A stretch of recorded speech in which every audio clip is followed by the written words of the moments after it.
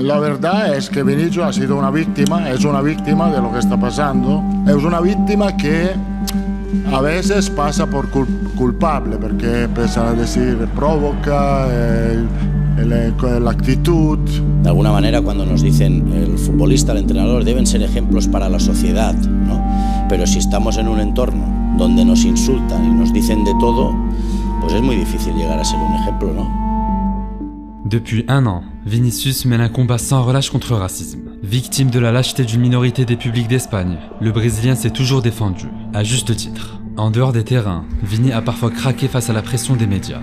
Mais sur la pelouse, il répond toujours avec du talent et du caractère. Souvent, il a poussé la rébellion jusqu'au bout, en enfilant le costume d'anti-héros provocateur, d'antagoniste revanchard. Une attitude pleine de vices, que le Brésilien n'est pas le premier à assumer.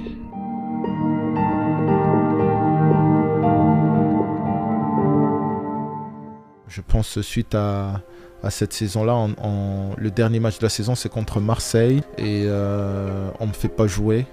Et là, voilà ma personnalité, mon caractère qui peut plaire ou pas plaire, mais je pense que pour réussir, il faut avoir de la personnalité, du caractère. On ne me fait pas jouer sans explication alors que je suis le meilleur buteur du club. Le talent ne suffit pas. Sans personnalité, impossible de devenir un grand joueur. Le milieu du foot ressemble en effet à une jungle hyper concurrentielle, où les talents se marchent dessus pour réussir. Dès le centre de formation, des tensions peuvent apparaître.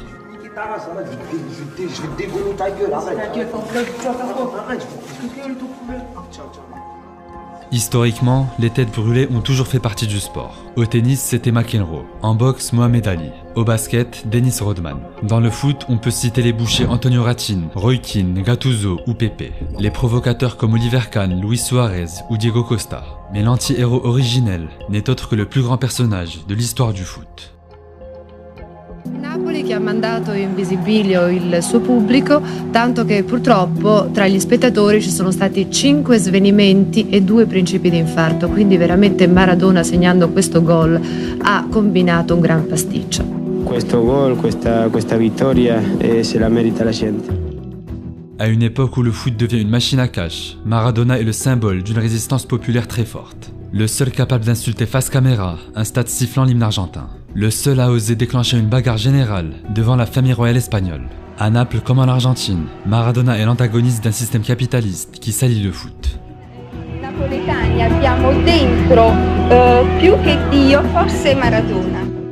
Contre son gré, il finit certes par s'insérer dans cette machine à cash et en souffre terriblement à la fin de sa carrière. Mais pendant longtemps, et notamment lors du Mondial 86, Diego devient le héros spirituel des peuples opprimés du monde entier. Alors, quand en 2016, il reproche à son digne successeur de ne pas être un bon leader, sa déclaration a forcément de l'écho.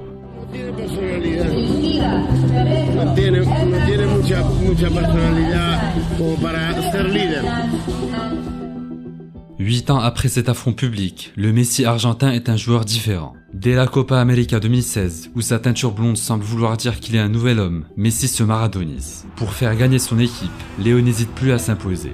On aurait pu parler de son discours poignant avant la finale de Copa 2021, mais son attitude pendant la séance de tir au but contre la Colombie en demi est encore plus frappante. Messi s'avance en premier et marque son penalty. Léo est méconnaissable, survolté pendant tout le reste de la séance. Il prend pour cible son ancien coéquipier au Barça, Yerry Mina. Quand ce dernier se loupe, le numéro 10 argentin lui crie « Danse maintenant » pour venger son ami Suarez, éliminé au péno face à ces mêmes Colombiens. Un an plus tard, c'est le même Diego Armando Messi qui ressurgit face aux Pays-Bas en quart du mondial. Pendant tout l'avant-match, les Argentins se nourrissent des déclarations du clan néerlandais. Quand Messi marque le but du 2-0, sa célébration parle d'elle-même.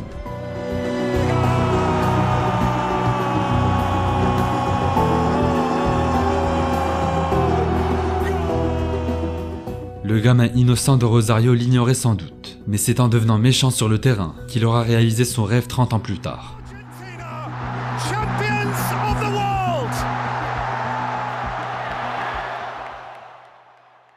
You live in America, right? Yeah. You know the NBA. Yeah. Trash talking. Yeah, of course. My trash talking was nothing, very minimal.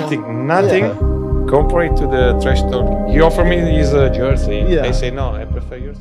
Beaucoup ont reproché à Materazzi d'avoir poussé le bouchon trop loin ce soir de finale en 2006. Mais au fond, Marco a raison. Ce qu'il a dit à Zidane n'est que pure banalité sur un terrain. Avec 20 ans de carrière derrière lui et une enfance passée dans la banlieue marseillaise, Zizou n'aurait jamais dû franchir la limite des mots.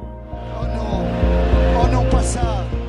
Agacer l'adversaire, tester son mental, fait partie du jeu. Largement toléré par les arbitres, ce constat est indéniable. D'ailleurs, nombre de joueurs l'ont compris. Quitte à se mettre à dos la haine des supporters adverses, ils en ont fait une véritable arme pour déstabiliser les rivaux. À ce jeu, Luis Suarez est sans doute le plus grand spécialiste du 21e siècle. À son prime, Neymar l'était pas mal non plus. Quasiment à tous les matchs, Ney aimait entrer en conflit direct avec le latéral droit adverse, monter en tension, puis le crucifier. Exemple, un soir de finale de Copa en 2015, quand l'ailier gauche rend fou tous les défenseurs basques. Si fuera jugador del Atleti seguro que respondería igual o peor. Lo siento, pero esa es la realidad. En Brasil eso es normal, hay que entender también el contexto, hay que entender que no lo hace para humillar a ningún rival. Dans un style encore plus controversé, Emiliano Martinez. Le portier argentin n'est connu que depuis 4 ans, mais il s'est très vite imposé dans le règne des antagonistes. En septembre 2021, Aston Villa mène 1-0 à Old Trafford. À la 93e minute, penalty pour les Mancuniens. Bruno s'empare du ballon, mais Emiliano insiste lourdement pour que Ronaldo le tire. Finalement, c'est bien Fernandez qui s'en charge. Sauf qu'entre-temps, 10 buts étaient déjà entrés dans la tête de tout le monde. Qui va s'élancer et qui envoie ce ballon au-dessus. Dancing, not because I wanted that, I never practiced that. Danse improvisée, provocation des joueurs ou des supporters. Martinez sort toute la panoplie à chaque séance de tir au but. Le pire étant qu'il est objectivement excellent sur l'exercice. Emiliano Martinez. Attends, ma gueule. Il se fout de ma gueule. Il a mis le carton jaune et il a pas de...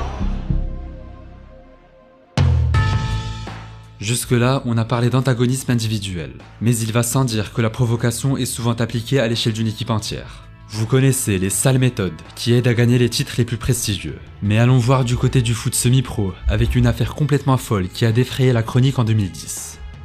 Cette saison, ces footballeurs n'ont joué que 2 matchs, mais gagné 11 autres par forfait. On est en 2016 et le style de jeu de Canelas, équipe portugaise de 4ème division, est incroyablement rugueux. Si intimidant que les autres équipes du championnat préfèrent déclarer forfait et s'acquitter d'une amende de 750 € plutôt que de participer à la boucherie. Grâce à ce pouvoir d'intimidation qui effraie également les arbitres, Canelas réussit à se hisser en 3ème division portugaise, où le club sème toujours la terreur de nos jours.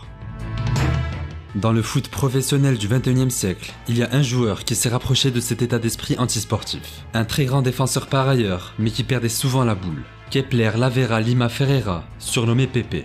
Dès son enfance, le Portugais développe un caractère bien trempé, en jouant avec des garçons plus âgés que lui.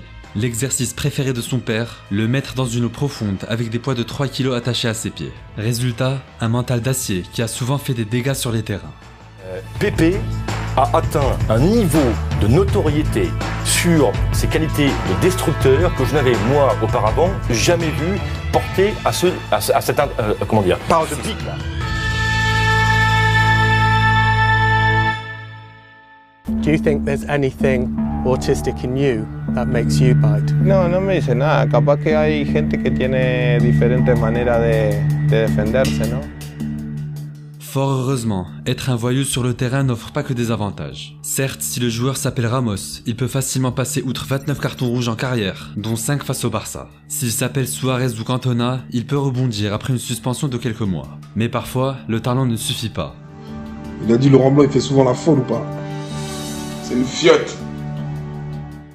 On aurait pu parler du tournant périscope dans la carrière de Serge Aurier, du ridicule Joey Barton ou de la descente aux enfers de Paul Gascoigne. Mais un joueur encore plus controversé a attiré notre attention.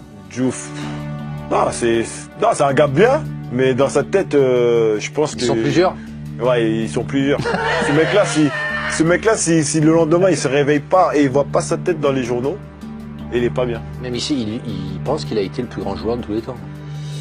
El Hadji Diouf aurait mérité une vidéo à lui seul. 2 fois ballon d'or africain, l'avant-centre sénégalais s'est révélé à Lens, avant de connaître une succession d'échecs en Angleterre. À Liverpool notamment, où il s'est mis à dos les légendes Carragher et Gerrard.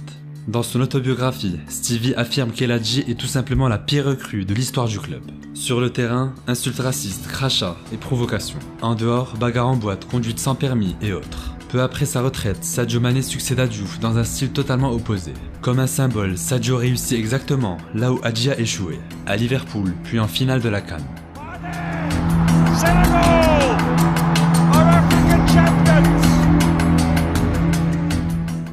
Comme tous les sports, le nôtre a besoin de ses antagonistes, qui sont avant tout les supporters. Côté acteurs, Mourinho et Zlatan sont les deux contemporains qui ont réussi à faire de l'antagonisme une force au quotidien. Malicieux, taquins et bavards, ils ont souvent agacé leurs rivaux et les journalistes, sans jamais vraiment perdre le respect. Enfin, n'oublions pas que les rivalités sur le terrain n'ont souvent rien à voir avec ce qui se passe en dehors. Car le foot reste avant tout un divertissement qui se vit passionnément ou ne se vit pas. Au revoir. Le Champions League. Allez, allez, allez.